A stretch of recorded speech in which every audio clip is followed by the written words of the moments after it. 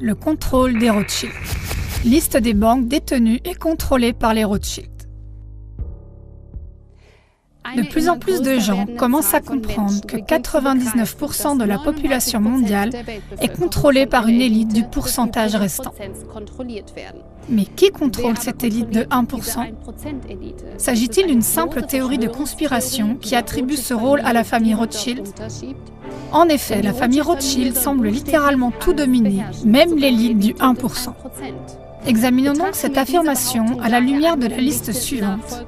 Cette liste du moins devrait être irréfutable. Elle n'énumère que les banques détenues et contrôlées par les Rothschild. Attachez vos ceintures. C'est parti.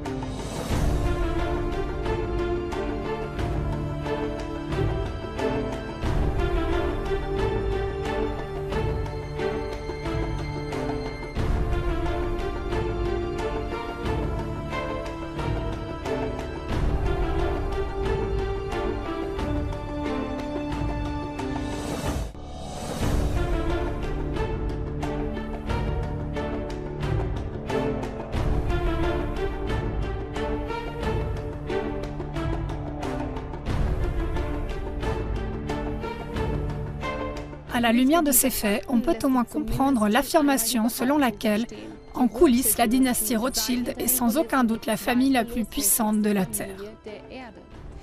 Leur richesse estimée s'élèverait à 500 billions de dollars.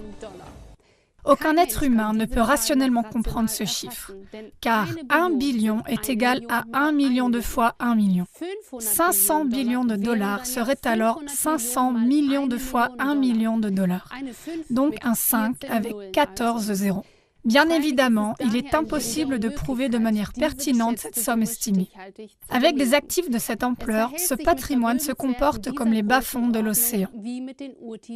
Il est à la hausse et à la baisse à tout moment, dans des proportions incroyables.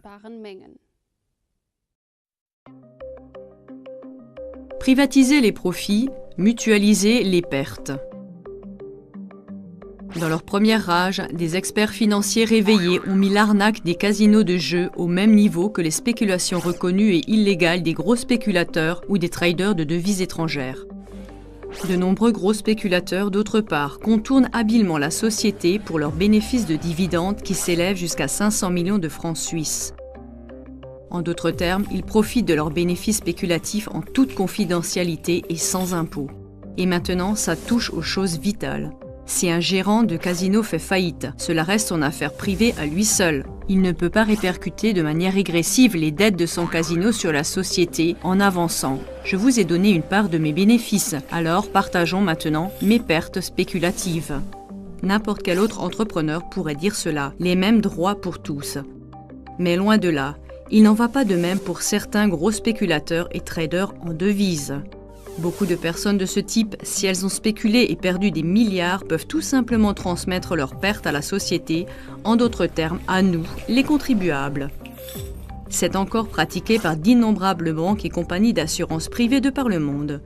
Tant qu'ils font encore des milliards de profits avec leurs transactions spéculatives, ils augmentent leur propriété privée. Si d'un autre côté, ils font des milliards de pertes, ils peuvent simplement les répercuter sur la société, c'est-à-dire les contribuables. Leur fortune privée gagnée frauduleusement demeure intacte, y compris leur salaire élevé. Dans certains cas, même les bonus restent protégés. Afin de ne pas réveiller les peuples meurtris de leur sommeil de plus en plus agité, certains politiciens répètent donc des berceuses hypocrites. Ces berceuses suggèrent aux citoyens qu'à l'avenir, lors des crises financières, les banques qui ont mal spéculé devront porter le chapeau elles-mêmes avec leurs actionnaires.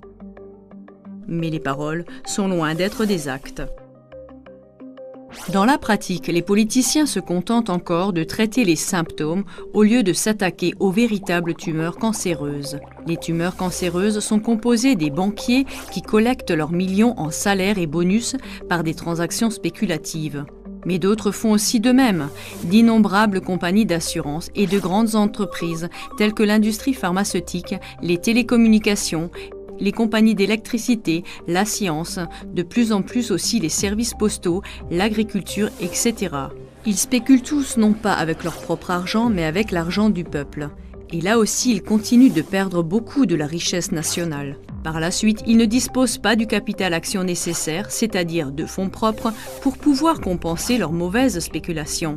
Les propriétaires de banques privées, qui génèrent des milliards de profits avec l'argent public, surtout par le biais de profits spéculatifs, empruntent même de plus en plus notre argent à des taux d'intérêt négatifs. On ne peut que se demander à quel point nous sommes stupides.